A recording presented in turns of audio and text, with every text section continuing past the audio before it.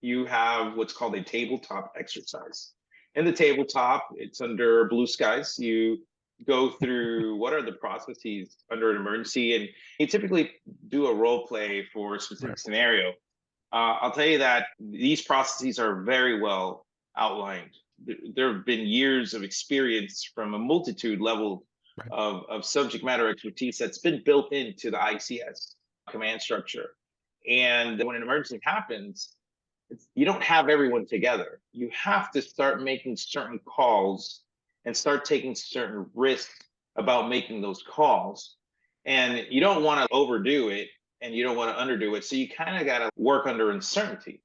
And what I want to tell you is that through time, following the ICS structure and following those processes, what has helped me is making sure that we document and we follow specific processes that we already know, different levels of activity for specific levels of emergency management. I use a kanban board today, right? So with the kanban board, I'm able to preload all different activities under different functionalities so that we could be prepared for an Mhm. emergency. And what I've noticed is that as my career evolved, as my leadership evolved, I noticed that we did similar routines, not all the time the same routine, but similar routines and similar activities. And so one way to visually bring everyone together and to make sure that we're all on the same sheet of music and Mhm. working in cohesion was a Kanban board.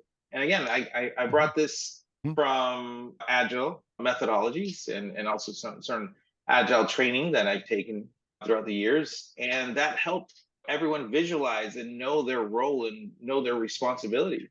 Certainly helped us to bring everyone together and everyone knew what their contribution was.